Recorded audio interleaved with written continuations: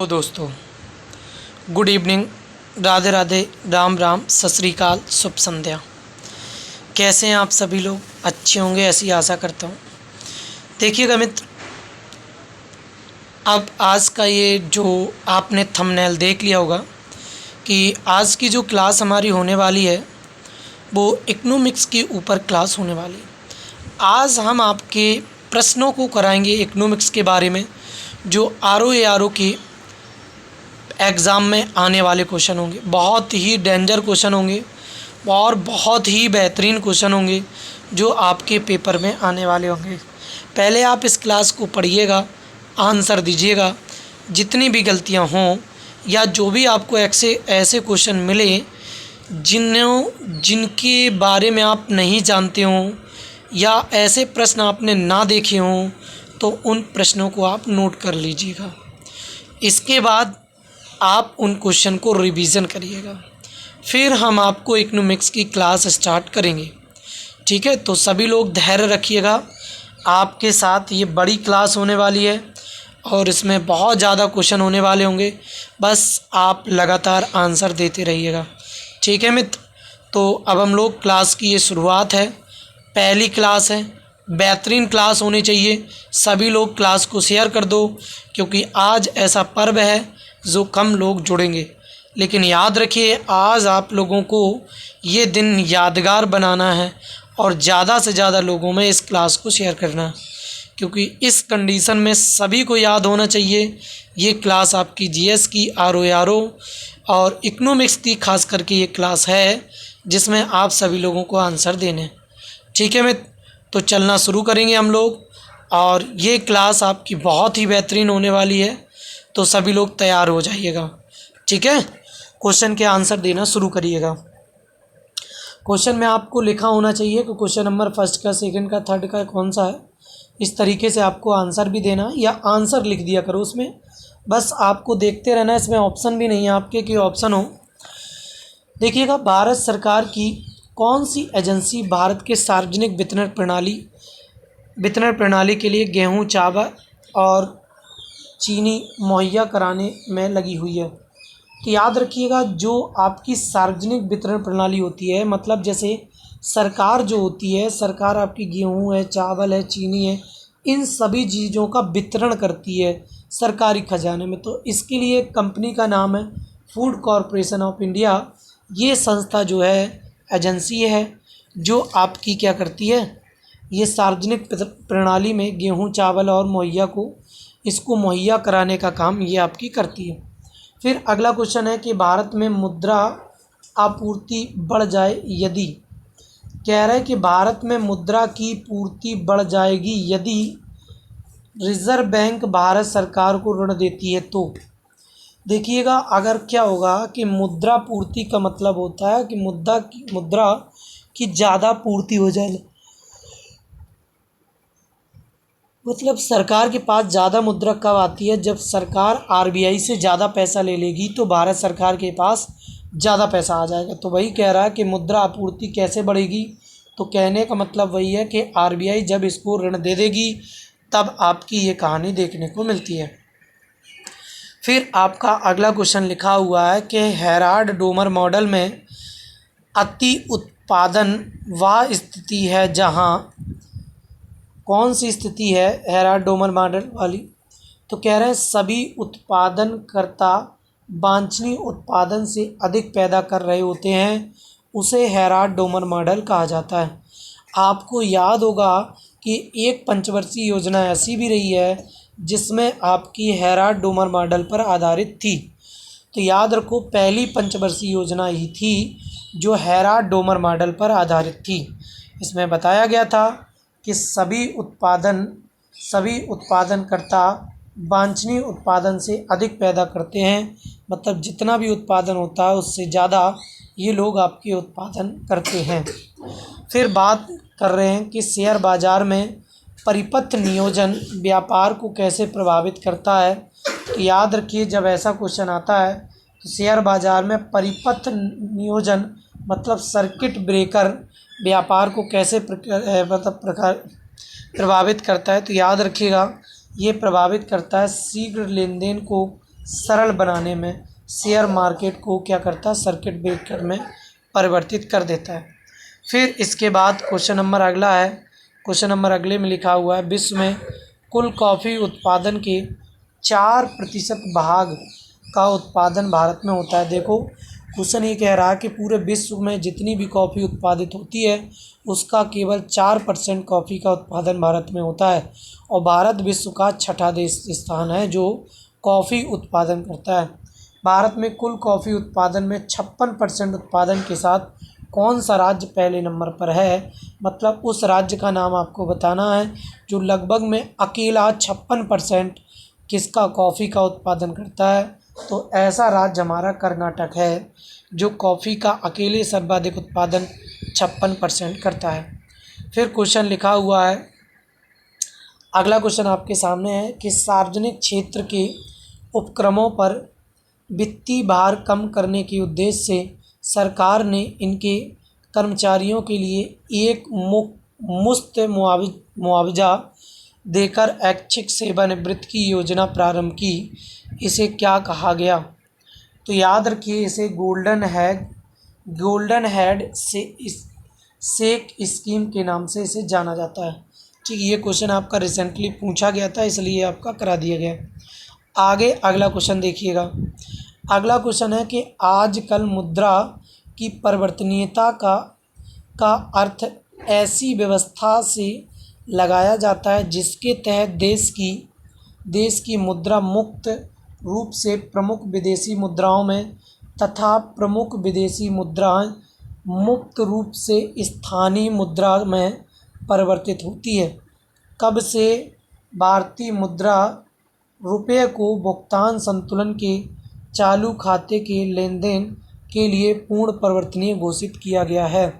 तो याद रखो ऐसा क्वेश्चन आपसे पूछा गया है। तो इसका जो आंसर होने वाला है वो आपका यही है कि चालू खाते पर रुपए की परिवर्तनीयता को कब घोषित किया गया है। तो याद रखिए 19 अगस्त 1994 को ये आपकी घोषित की गई थी। फिर अगला क्वेश्चन है कि साख नियंत्रण से अभिप्राय देश में साख की मात्रा एवं दशा पर नियंत्रण से है। भारत में यह कार्य किसके द्वारा किया जाता है? तो याद रखो रिजर्व बैंक ऑफ इंडिया के द्वारा ये काम आपका किया जाता है। ठीक है, तो ये क्वेश्चन आपका यहाँ तक कंप्लीट हुआ। और आगे अब आगे देखिएगा। क्वेश्चन नंबर आपके सामने लिखा हुआ है, स्वर्ण जयंती शहरी रोजगार योजना किस वर्ष शुरू की गई थी? जो कि आपके शहरों में ये योजना शुरू की जाती है। तो आंसर अब आप बताना शुरू करिए। 1995, 1990, 2000 और 1997। तो याद रखिए इसका आंसर जो होगा वो आपका कौन सा 1997 इसका आंसर सही होगा। फिर लिखा है एक अर्थव्यवस्था की आधार संरचना का निर्माण होता है। कैसे होता है? एक अर्थव्यवस्था की आधार संरचना का निर्माण कैसे होता है? तो ये आपको बताना है कृषि द्वारा, उद्योगों द्वारा, सेवा द्वारा या तीनों द्वारा। तो याद रखिए एक हमारी जो अर्थव्यवस्था निर्मित होती है वो कृषि से भी निर्मित होती है, और याद रखिएगा कृषि के साथ उद्योगों से भी और सेवा कर से भी, ये तीनों से निर्मित होती है। तो डी नंबर इसका आंसर सही हो जाएगा। ठीक है, अब बात करेंगे लिखा हुआ भारत को किस उद्योग के क्षेत्र में अधिक सफलता मिली है। मतलब भारत को किस उद्योग के क्षेत्र में अधिक सफलता मिली है? कंप्यूटर हार्डवेयर, कंप्यूटर सॉफ्टवेयर या दोनों या इनमें से कोई नहीं? तो आंसर बताना शुरू करिएगा। सभी लोग आंसर कटाकट दीजिएगा जल्दी से। तो याद रखिए इसका आंसर जो है वो आपका कंप्यूटर सॉफ्टवेयर में भारत को सफलता अधिक प्राप्त हुई है। ठीक है, 53 के बाद बात करेंगे। 54 में लिखा हुआ है आर्थिक सुधार संबंधी नवीन आर्थिक नीति कार्यक्रम कब शुरू किया गया? आपको याद होना चाहिए कि हमने आपको बताया था कि एक जो क्या होता है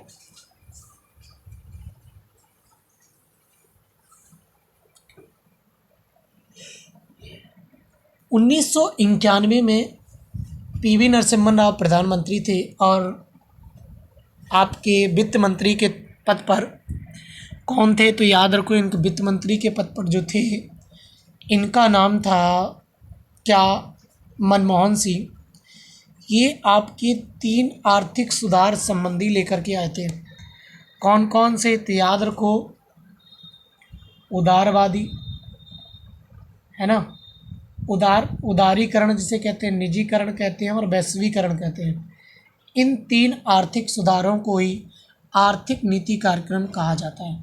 तो ये आर्थिक नीतियों को जुलाई 1991 में लाया गया था। ठीक है, कब लाया गया? तो जुलाई 1991 में। फिर लिखा है परले ग्रुप के थम्स अप नामक ब्रांड को किस बहुराष्ट्रीय कंपनी ने खरीद लिया है? परले ग्रुप के थम्स अप नामक ब्रांड को किस बहुराष्ट्रीय कंपनी ने खरीद लिया है? कोको कोला ने खरीद लिया, एलजी ने खरीद लिया, रिबॉक ने, नोकिया ने। तो आप सभी जानते हैं कि इसको कोका कोला ने खरीद लिया है, जो थम्स अप का सबसे ज़्यादा ऐड करती है। फिर लिखा हुआ है निम्न इनमें से कौन भारतीय बहुराष्ट्रीय कंपनी है? मतलब जो भारत की हो और वो कई देशों में काम करती हो, उसे बहुराष्ट्रीय कंपनी के नाम से जानते हैं। क्या नोकिया है या डाबर है या सैमसंग है? देखो, ना तो नोकिया भारत की कंपनी है, ना सैमसंग कंपनी है, तो डाबर जो है वो आपका आंसर सही है।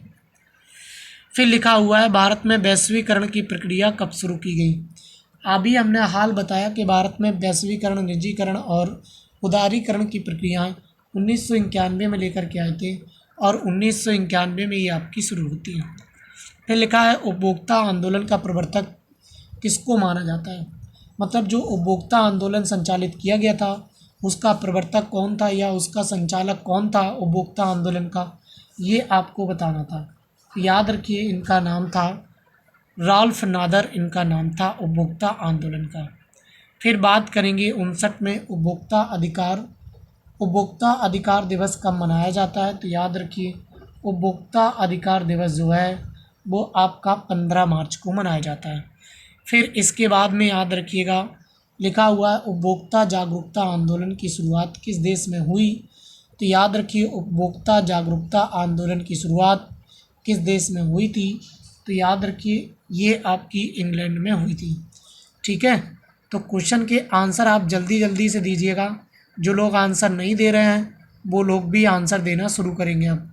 ठीक है, हाँ, जल्दी से शुरू करेंगे। नंबर आपके सामने अगला आ गया है, 61 नंबर लिखा हुआ है उपभोक्ता अधिकारों की घोषणा किस देश में हुई थी? तो उपभोक्ता अधिकारों की घोषणा किस देश में सबसे पहले हुई थी, ये आपको बताना है।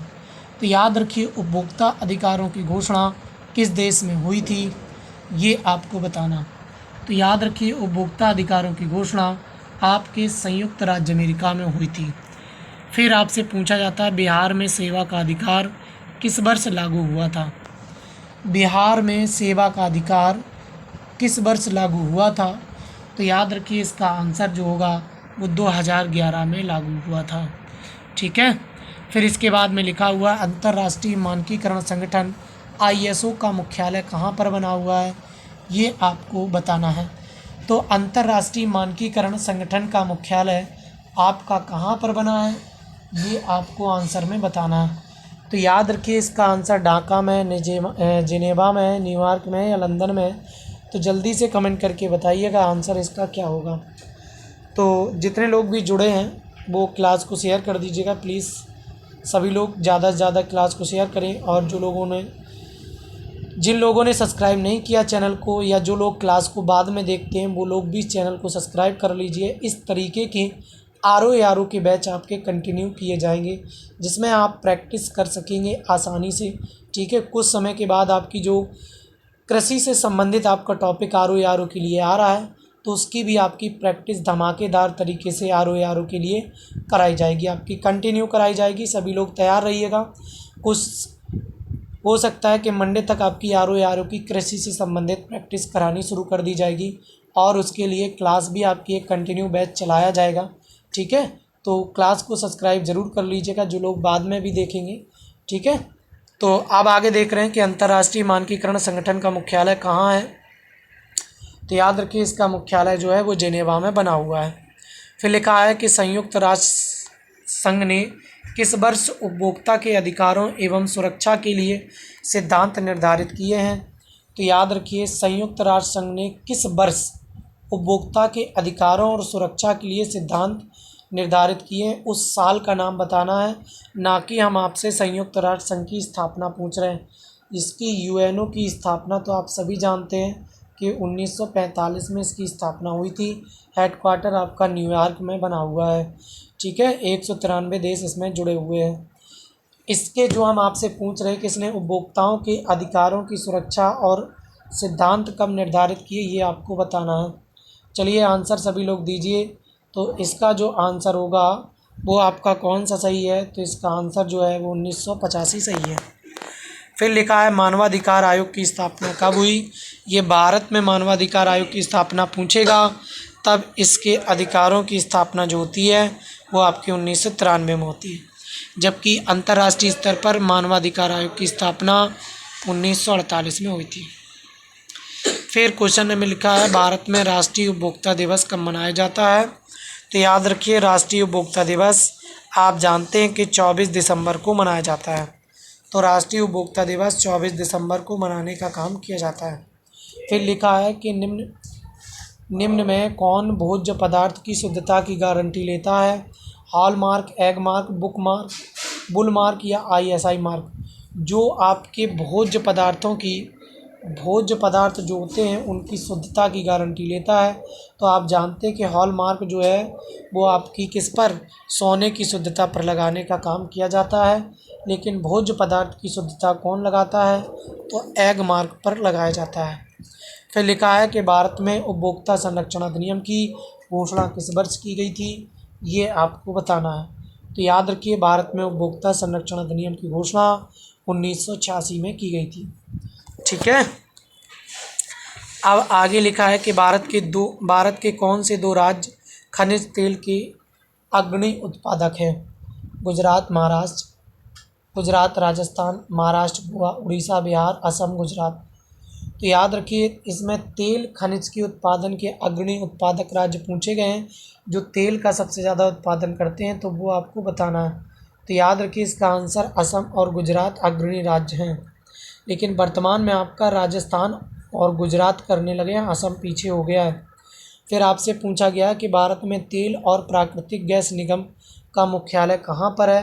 भारत में पूछा, ना कि इंटरनेशनल पूछा है। अगर इंटरनेशनल पूछा तो ओपेक का मुख्यालय पूछता तो वियना में बना हुआ है, जबकि इसने पूछा है भारत में तेल एवं प्राकृतिक गैस निगम की स्थापना, मतलब इसका मुख्यालय कहाँ है। तो याद रखिए इसका मुख्यालय जो है वो आपका देहरादून में बना हुआ है। ठीक है, तो जल्दी जल्दी से आप कमेंट करते रहिएगा और आंसर देते रहिएगा और क्लास चलिएगा, आंसर दीजिएगा। क्वेश्चन नंबर 71 पे 70 क्वेश्चन हो चुके हैं हमारे और 71 पे आ गए हम लोग। लिखा हुआ है भारत में बड़ी इलायची का अधिकतम उत्पादन किस राज्य में होता है। देखो हमने आपको बताया था कि छोटी इलायची और बड़ी इलायची का उत्पादन में कौन सा राज्य अग्रणी है, तो ये भी हम आपको बताए हैं क्लास में। ये क्वेश्चन आपका गलत नहीं होना चाहिए हर हाल में। ठीक है, तो देखिएगा इसका जो आंसर होने वाला है बड़ी इलायची। देखिए इलायची पूछता तो इसका आंसर अलग होता, इसमें पूछ दिया बड़ी इलायची के लिए कौन सा राज्य है, तो इसका आंसर जो है वो आपका सिक्किम सही है। अगर केवल आपका इलायची पूछता तो फिर उस कंडीशन में आपका केरल हो जाता। क्या होता, केरल आंसर होता। छोटी इलायची पूछता तब, और नॉर्मल इलायची पूछता तब भी आपको केरल लगाना था। फिर लिखा है भारत के कौन से राज्य में काली मिर्चा का सबसे बड़ा उत्पादक राज्य है। भारत का कौन सा राज्य है जो काली मिर्च का सबसे बड़ा उत्पादक राज्य है, ये आपको बताना है। तो जल्दी से आंसर बताइए। तमिलनाडु, आंध्र प्रदेश, केरल और मेघालय। ठीक है, तो याद रखिएगा इसका जो आंसर सही है वो आपका केरल सही है। काली मिर्च के उत्पादन में आपका कौन सा राज्य अग्रणी है, आपका केरल राज्य। फिर लिखा है कि भारत में सबसे अधिक उपयुक्त खनिज कौन सा है, मतलब अनाज कौन सा है जो सबसे ज़्यादा उपयोग किया जाने वाला अनाज है, ये आपको बताना है। क्या गेहूँ है, चावल है, मक्का है, जौ हैं। तो जल्दी से बताइएगा उपयुक्त अनाज कौन सा है। तो इसका आंसर जो है वो आपका चावल सही है, क्योंकि भारत की प्रमुख खाद्य फसल चावल को माना जाता है और यही आपकी सबसे ज़्यादा खाई भी जाती है। 73 के बाद बात करेंगे हम लोग। 74 में लिखा है भारत में किस राज्य में आर्द्र कृषि होती है। भारत में किस राज्य में आर्द्र कृषि होती है, ये आपको बताना है। तो याद रखिएगा इसका आंसर जो सही है वो आर्द्र भूमि आपसे पूछी जाती है। आर्द्र कृषि आपके केरल में की जाती है। फिर लिखा है कौन सा राज्य काजू का सबसे बड़ा उत्पादक राज्य है। तो आप जानते हैं कि ना तो असम में होता है, ना आंध्र प्रदेश, ना गोवा और केरल। इसका आंसर सही है। पूछा है निम्नलिखित राज्यों में से किस राज्य में ज़्यादा चाय के बागान लगे हुए हैं। चाय के बागान सबसे ज़्यादा किस राज्य में लगे हुए हैं, ये आपको कमेंट करके बताना है।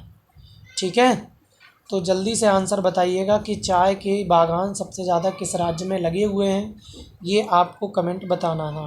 तो याद रखिए इसका आंसर सही है, चाय के लिए बागान सबसे ज़्यादा असम राज्य में लगे हुए हैं।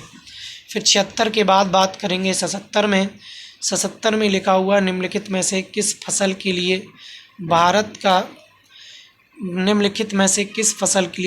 का कृषि सबसे अधिक होती है। मतलब भारत का कृषि क्षेत्र सबसे अधिक है।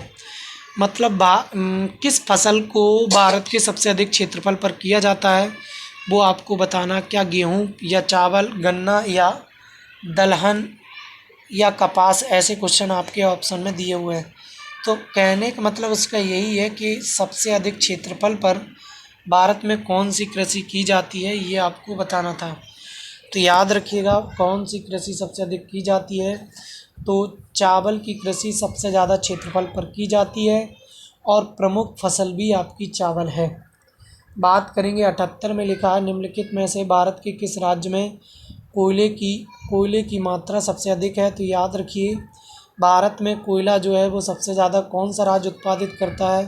तो अभी हमने हाल ही में आपको बताया है कि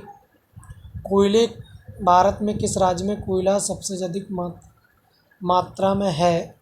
तो याद रखो उत्पादन तो आपका छत्तीसगढ़ करता है, लेकिन भंडार आपके उड़ीसा में है, ये आपका आंसर है। फिर लिखा है राष्ट्रीय ग्रामीण विकास संस्थान आपका कहाँ पर बना हुआ है। तो याद रखिए राष्ट्रीय ग्रामीण विकास संस्थान जो है वो आपका हैदराबाद में बना हुआ है। फिर लिखा हुआ है कि भारत में अधिकतर बेरोजगारी है। किस प्रकार की भारत में अधिकतर बेरोजगारी है, ये आपको बताना है। क्या चक्रीय बेरोजगारी है, संरचनात्मक बेरोजगारी है, तकनीकी बेरोजगारी है, घटनात्मक बेरोजगारी है। तो देखिए ये बेरोजगारियां हमने लगभग में आपको 5 क्वेश्चन में पढ़ाई हैं। तो ये क्वेश्चन भी आपको बताना उचित है। जल्दी से आंसर बताइएगा सभी लोग। तो याद रखिए इसमें भारत में संरचनात्मक बेरोजगारी सबसे ज़्यादा पाई जाती है, जिसे हम लोग कहते हैं कृषि के क्षेत्र में सबसे ज़्यादा बेरोजगारी हमें देखने को मिलती है। ठीक है, तो सभी लोग आंसर देते रहिएगा। ठीक है, चलिए आंसर दीजिएगा। क्वेश्चन नंबर 80 का आंसर देना आपको। लिखा हुआ है कि वर्ल्ड डेवलपमेंट रिपोर्ट का वार्षिक प्रकाशन है। तो याद रखिएगा वर्ल्ड डेवलपमेंट रिपोर्ट का प्रकाशन जो होता है वो आपका IBRD के द्वारा किया जाता है, जिसे हम लोग विश्व बैंक के नाम से जानते हैं। इसे कहते हैं कि international bank for reconstruction development के नाम से इसे जाना जाता है। तो इसके द्वारा वार्षिक रिपोर्ट आपकी जारी की जाती है। किसके द्वारा? IBRD के द्वारा। अगला क्वेश्चन लिखा हुआ है कि मानव विकास सूचकांक किस अर्थशास्त्री की देन है। तो याद रखिएगा मानव विकास सूचकांक के बारे में हमने आप लोगों को बताया भी है क्लास में कि मानव विकास सूचकांक को सबसे पहले पाकिस्तानी अर्थशास्त्री महबूब उल हक ने इसके बारे में दिया था सूचकांक के बारे में, जबकि भारतीय अर्थशास्त्री अमर्त्य सेन भी इसमें शामिल थे। लेकिन भारतीय अर्थशास्त्री और महबूब उल हक को दोनों को संयुक्त रूप से अर्थशास्त्र के क्षेत्र में नोबेल पुरस्कार भी दिया गया था। लेकिन एक पॉइंट याद रखिएगा, इस मानव विकास सूचकांक को जो आपका दिया था वो किसने दिया था? तो महबूब उल हक को माना जाता है ये पाकिस्तानी अर्थशास्त्री है, इन्होंने इसको देने का काम किया था। तो इसका आंसर ए नंबर इस कंडीशन में सही हो जाएगा। लेकिन अगर वो आपका ये देता कि ए और बी दोनों ने, अमर्त्य सेन और महबूब उल हक, तो फिर हमारा सी नंबर आंसर डी मतलब दोनों हो जाता कि दोनों ने दिया था। फिर आपका क्वेश्चन लिखा हुआ है कि राज्य स्तरीय मानव विकास रिपोर्ट जारी करने वाला प्रथम राज्य कौन सा है। जिसने एक राज्य स्तर की मानव विकास रिपोर्ट को जारी किया है, उस राज्य को बताना है कि इस राज्य ने भी मानव विकास रिपोर्ट को जारी कर दिया है। तो याद रखिए, ऐसा राज्य हमारा मध्य प्रदेश है जिसने राज्य स्तरीय स्तर पर मानव विकास रिपोर्ट को जारी किया है। क्वेश्चन नंबर अगला लिखा हुआ है कि 84 में लिखा हुआ है, बंद अर्थव्यवस्था से आप क्या समझते हैं।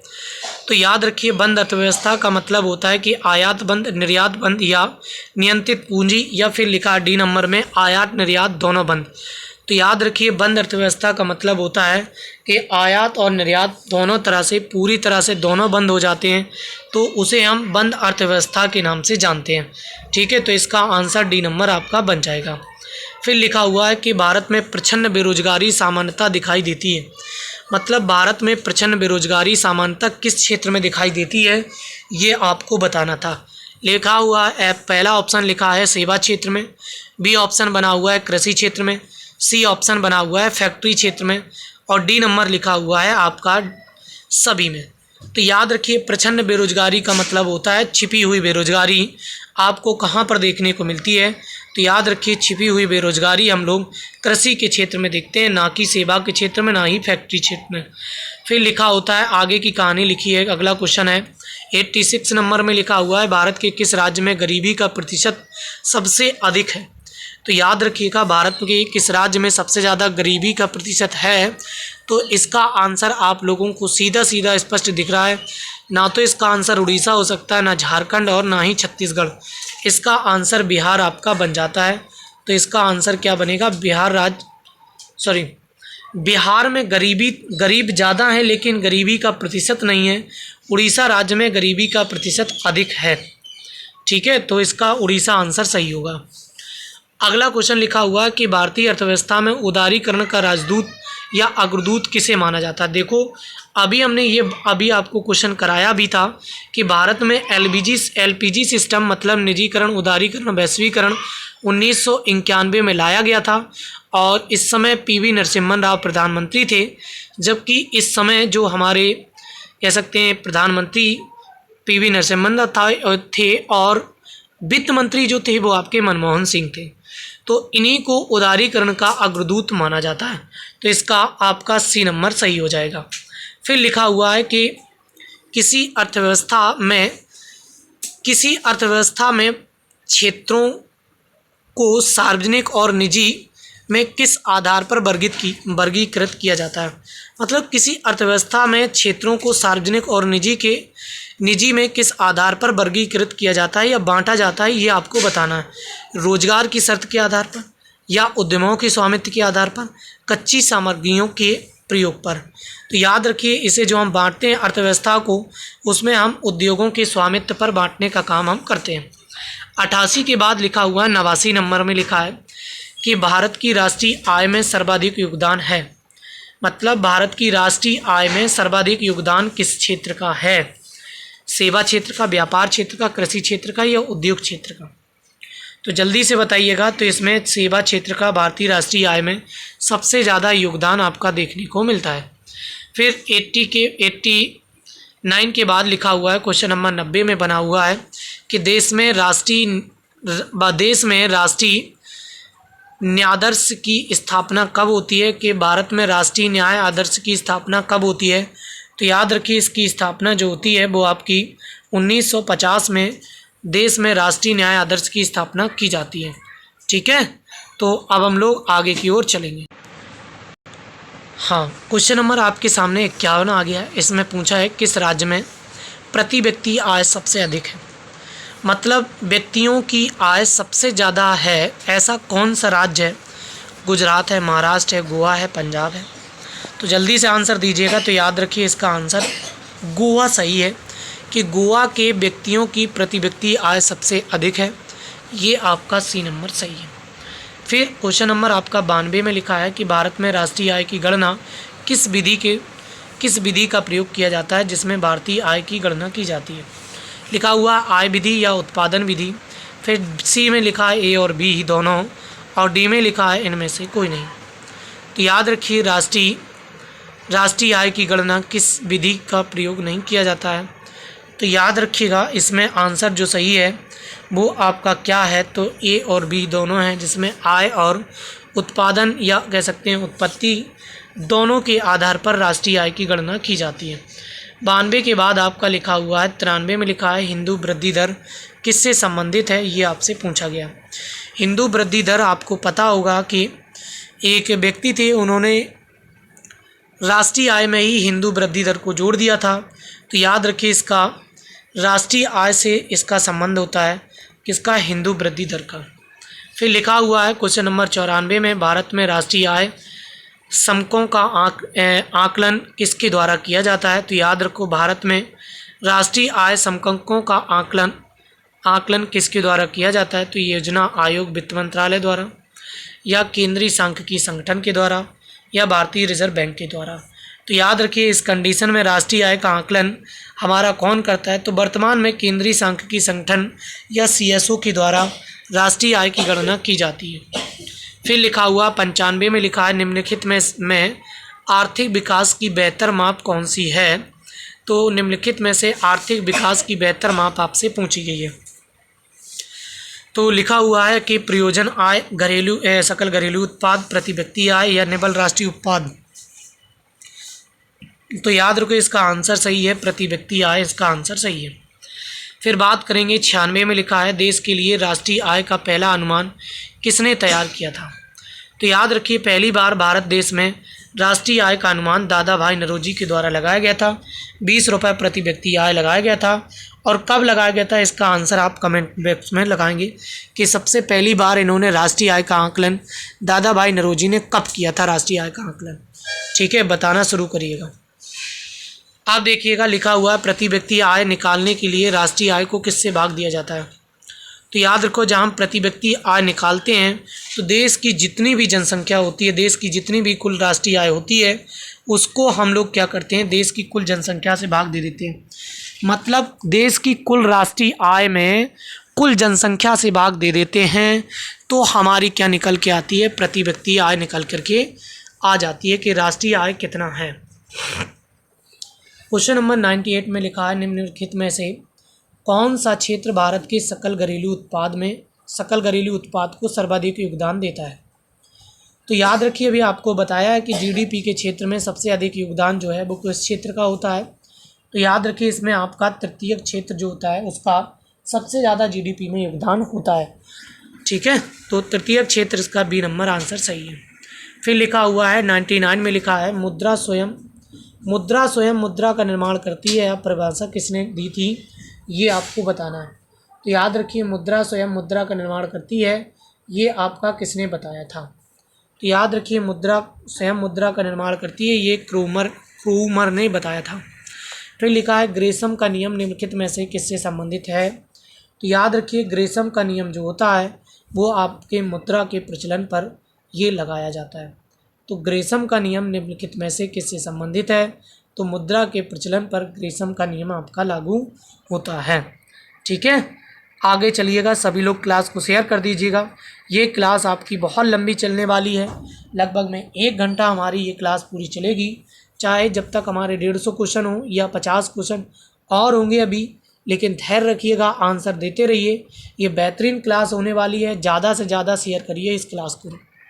ठीक है, हाँ चलिए भाई, आंसर दीजिएगा। लिखा हुआ है कि किन देशों की प्रायः मुद्रा हार्ड करेंसी होती है? पता है ऐसे कौन से देश हैं जिनकी मुद्रा हार्ड करेंसी होती है, ये आपसे पूछा गया। तो याद रखिए, किन देशों की मुद्रा हार्ड करेंसी होती है, ये आपको बताना है। विकसित देशों की, विकासशील देशों की, या अर्ध विकसित देशों की होती है। तो याद रखो, ये जो है वो आपका आंसर है। विकसित देश जो होते हैं उनकी मुद्रा जो होती है वो आपकी हार्ड करेंसी होती है। मतलब हार्ड करेंसी जो होती है वो विकसित देशों की मुद्रा होती है।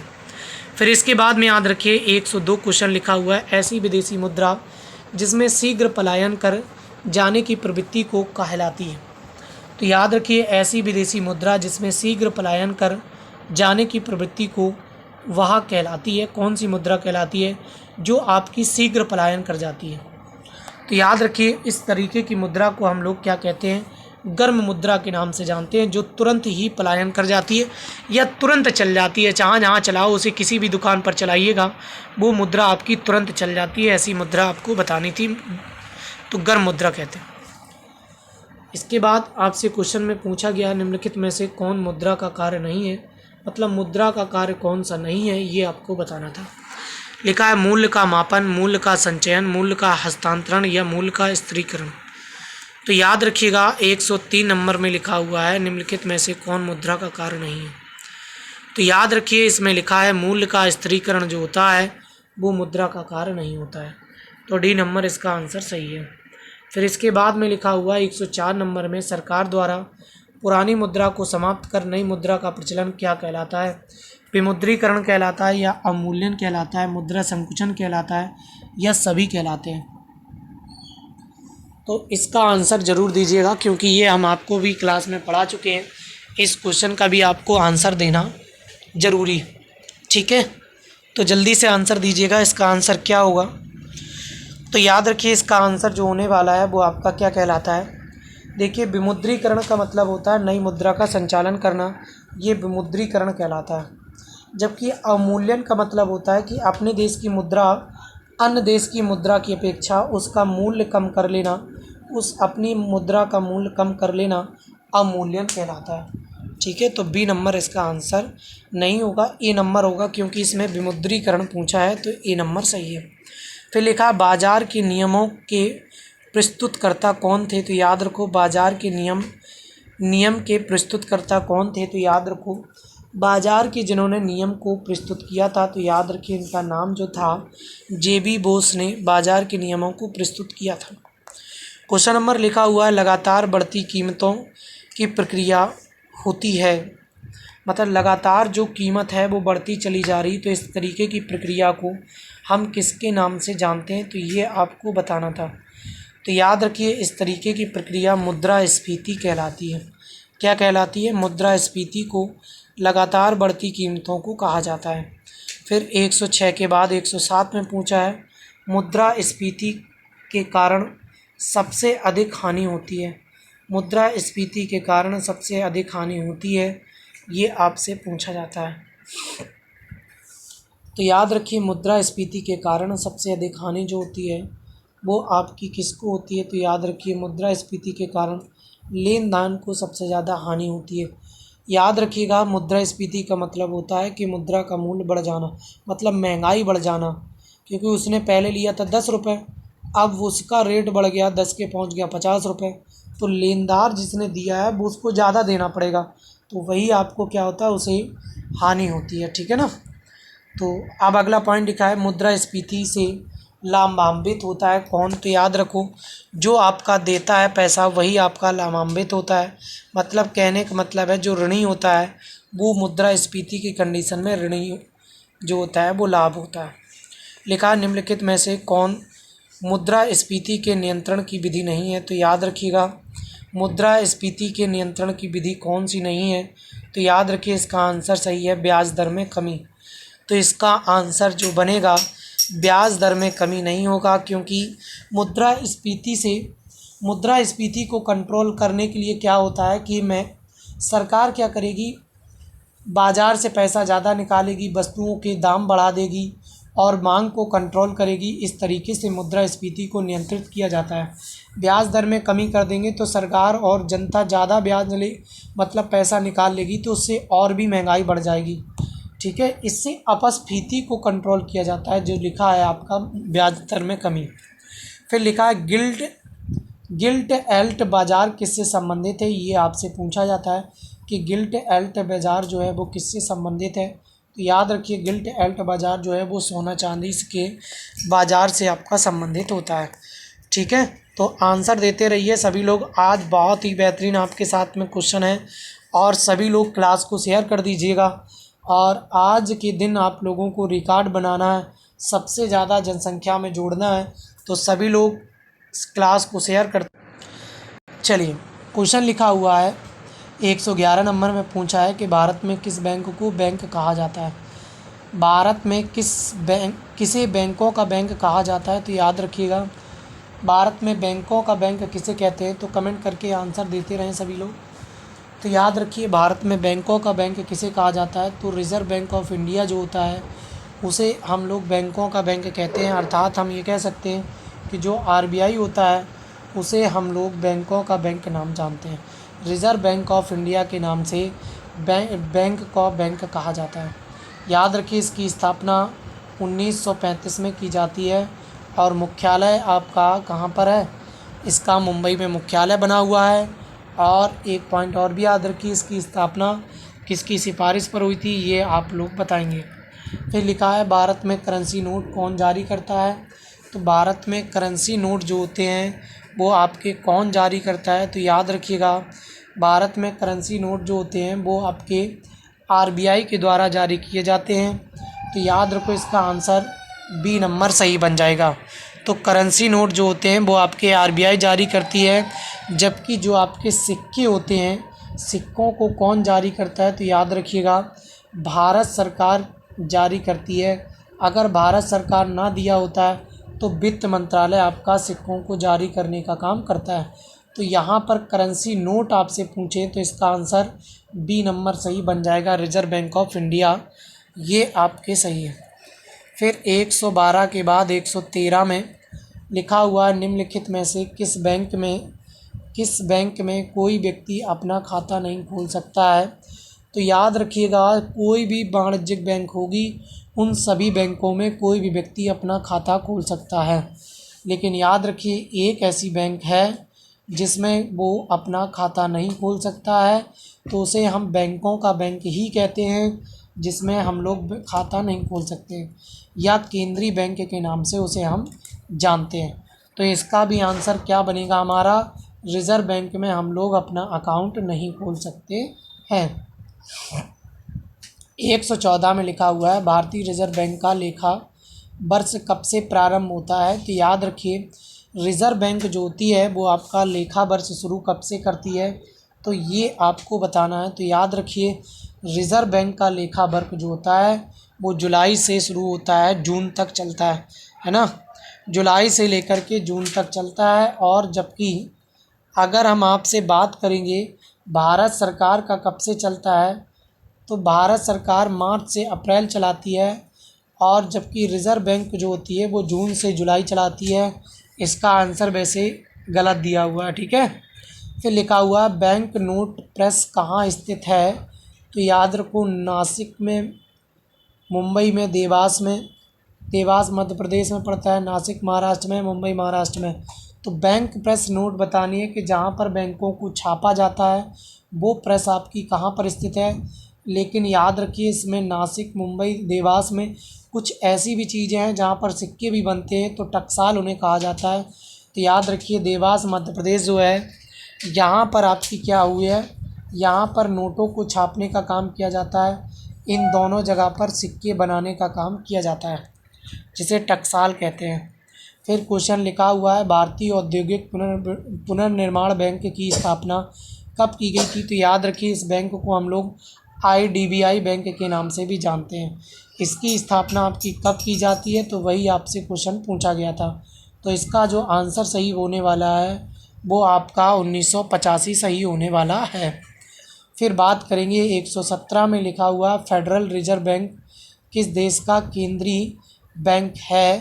तो याद रखिए, फेडरल रिजर्व बैंक जो है वो किस देश का केंद्रीय बैंक है? तो याद रखो, आप जानते हैं कि भारत का केंद्रीय बैंक जो बैंक है उसका नाम है भारतीय रिजर्व बैंक ऑफ इंडिया, मतलब उसे हम आरबीआई के नाम से जानते हैं। जबकि फेडरल रिजर्व बैंक के नाम से हम किसे जानते हैं? तो याद रखो, इसका आंसर जो है वो आपका ए नंबर सही है। अमेरिका की केंद्रीय बैंक फेडरल रिजर्व बैंक है। देखो, यूनिट ट्रस्ट ऑफ इंडिया की भारतीय यूनिट ट्रस्ट की स्थापना, ट्रस्ट है वो, ट्रस्ट की स्थापना कब होती है? ये आपके पैट के पेपर में शायद आया था। तो याद रखिए, इसकी स्थापना जो होती है वो 1964 में भारतीय यूनिट ट्रस्ट की स्थापना की जाती है। फिर लिखा हुआ है, भारत का सबसे बड़ा म्यूचुअल फंड संस्थान कौन सा है जो सबसे बड़ा म्यूचुअल फंड को जारी करने का काम करता है? तो आप सभी लोग जानते हैं, क्या जीआईसी है, यूटीआई है, या एसबीआई है, या एलआईसी है? तो याद रखो सबसे बड़ा म्यूचुअल फंड जारी करने वाला भारत का जो संस्थान है वो कौन सा यूटीआई को माना जाता है, यूनिट ट्रस्ट ऑफ इंडिया के नाम से जाना जाता है। और ये आपका सबसे बड़ा म्यूचुअल फंड संस्थान है। इसकी स्थापना 1964 में होती है। फिर लिखा हुआ है भारत में स्टॉक एक्सचेंज का विनियमन करने वाली कौन सी बॉडी है जो आपकी स्टॉक एक्सचेंज के नियमन करने का काम करती है। तो याद रखिए शेयर बाज़ार को कंट्रोल करने वाली जो संस्था होती है वही आपकी क्या होती है, स्टॉक एक्सचेंज को भी कंट्रोल करने का काम करती है। तो इसका जो आंसर होने वाला है वो आपका कौन सा है, सेबी इसका आंसर सही है। आप सभी लोग ये बताइएगा सेबी की स्थापना कब होती है। याद रखिए सेबी की स्थापना कब होती है और इसका हेडक्वार्टर कहाँ पर बना है ये आपको बताना है। ठीक है, अब हम लोग आगे चल रहे हैं। क्वेश्चन नंबर आपके सामने अगला आ रहा है। ठीक है, तो क्वेश्चन नंबर आपका लिखा है बम्बई स्टॉक एक्सचेंज की स्थापना कब हुई थी। तो याद रखिए एशिया का सबसे पुराना स्टॉक एक्सचेंज जो है वो हम लोग बॉम्बे स्टॉक एक्सचेंज को जानते हैं। इसकी स्थापना जो हुई थी वो 1875 में इसकी स्थापना हुई थी। फिर लिखा हुआ राष्ट्रीय स्टॉक एक्सचेंज की स्थापना की प्रस्तुति किस समिति ने की थी। मतलब जो आपका एनएससी जो होता है मतलब नेशनल स्टॉक एक्सचेंज की स्थापना होती है, इसकी स्थापना की सिफारिश किस समिति ने की थी ये आपसे पूछा गया है। जबकि ये जो होता है इसकी स्थापना 1991 में हुई थी। जबकि अभी बताया बीएससी की स्थापना 1875 में हुई थी, ये आपको बताना। बीएससी की स्थापना 1875 में, एनएससी की स्थापना 1991 में, लेकिन इसकी स्थापना की सिफारिश किस समिति ने की थी। तो याद रखिए इसकी स्थापना की सिफारिश जो की थी वो फेरवानी समिति ने की थी। फिर लिखा हुआ निफ्टी जो होती है निम्नलिखित में से किस शेयर बाजार का मूल्य सूचकांक है। तो याद रखिए निफ्टी जो होता है वो आपका किस शेयर सूचकांक में आता है, तो एनएससी में आता है। निफ्टी जो शेयर सूचकांक होता है वो आपके एनएससी मतलब नेशनल स्टॉक एक्सचेंज का शेयर सूचकांक है। लिखा हुआ चमकता हुआ सितारा किस बैंक का प्रतीक चिन्ह है। तो याद रखिए चमकता हुआ सितारा किस बैंक का प्रतीक चिन्ह है। क्या बैंक ऑफ बड़ौदा का है, बैंक ऑफ इंडिया का है या इंडियन बैंक का है। तो याद रखिए हमें तो ऐसा लगता है कि बैंक ऑफ इंडिया का चमकता हुआ सितारा इसका क्या है, ये आपका इसका प्रतीक चिन्ह बना हुआ है। ठीक है, 124 के बाद लिखा हुआ है 125 में लिखा है। क्वेश्चन नंबर आपसे पूछा है भारतीय जीवन बीमा निगम की स्थापना कब होती है। मतलब जो आपका एलआईसी होता है उसकी स्थापना आपसे पूछी गई है। तो याद रखिए एलआईसी की स्थापना आपकी 1956 में की जाती है। फिर आपसे पूछता है दलाल स्ट्रीट कहाँ पर स्थित है। तो याद रखिए दलाल स्ट्रीट आपके शेयर बाज़ार के सामने आपका बना हुआ है, तो हम ये कह सकते हैं कि ये आपका मुंबई में बना हुआ है। फिर आपसे पूछता है कि भारत में कागजी नोट मुद्रा को जारी करने वाला पूर्ण अधिकार किसके पास है। तो याद रखिए जिसने कागजी मुद्रा को जारी करने का पूरा अधिकार होता है, तो आप जानते हैं कि रिज़र्व बैंक ऑफ इंडिया के पास पूरा अधिकार होता है। जो नोट होते हैं उनको जारी करने का अधिकार ये रखती है। फिर लिखा हुआ है सरकार आर्थोपाय ऋण लेती है। तो याद रखो लेती है आर्थोपाय ऋण किससे लेती है, तो आरबीआई से भारत सरकार क्या होती है ऋण लेने का काम करती है। तो याद रखिए आगे की कहानी है निम्नलिखित भारतीय बैंकों में कौन सा एक राष्ट्रीयकृत बैंक नहीं है, ये आपको बताना है। देना bank, federal bank, corporation bank या विजया बैंक। तो याद रखो इन सभी लगभग बैंकों को आपका मर्ज कर दिया गया है। केवल आपकी राष्ट्रीयकृत बैंक कौन सी नहीं थी, फेडरल बैंक नहीं थी, ये आपकी प्राइवेट बैंक है और इन बैंकों को मर्ज कर दिया गया है। फिर याद रखिए आपका लिखा हुआ है क्वेश्चन नंबर 130, इसमें पूछा है निम्नलिखित में से किसको वास्तविक मजदूरी का प्रमुख निर्धारित माना जाता है, जो आपकी मजदूरी को निर्धारित करने का काम करता है। तो याद रखिए क्या मुद्रा की क्रय शक्ति, कार्य की प्रकृति, अतिरिक्त आमदनी। तो याद रखिए कार्य की प्रकृति ना देकर के इसका आंसर मुद्रा की क्रय शक्ति जो होती है वही आपकी मजदूरी को निर्धारित करती है कि आप कितना वस्तु को खरीद बेच रहे हैं, उसी के अनुसार वस्तु का क्या होता है मूल्य निर्धारित होता है और उसी से आपकी जो दिहाड़ी होती है मजदूरी होती है वो आपकी निर्धारित की जाती है। ठीक है, तो इसका आंसर ए नंबर बन जाता है। ठीक, तो आज के लिए हम लोग इतने क्वेश्चन पर्याप्त रखते हैं, 130 क्वेश्चन। कल हम लोग 130 क्वेश्चन से आगे की क्लास कंप्लीट करेंगे भाई। तो आज के लिए हम लोग इतना ही रखते हैं। ठीक है, तो सभी लोगों को thank you, all the best, good night सभी को। हिंदी की क्लास आपकी कल से प्रॉपर चलेगी। आज हमने एक ही क्लास चलाई है क्योंकि आज त्यौहार था और कई सारे स्टूडेंट इसमें क्लास में नहीं जुड़ पाते हैं, तो उस समय को छोड़कर के ये क्लास आपकी थोड़ी आउट टाइम चलाई गई थी। तो सभी लोगों को thank you, all the best. जो लोग बाद में क्लास को देखते हैं वो सब्सक्राइब ज़रूर कर लिया करें। ठीक है, सभी लोगों को बहुत बहुत धन्यवाद जुड़ने के लिए।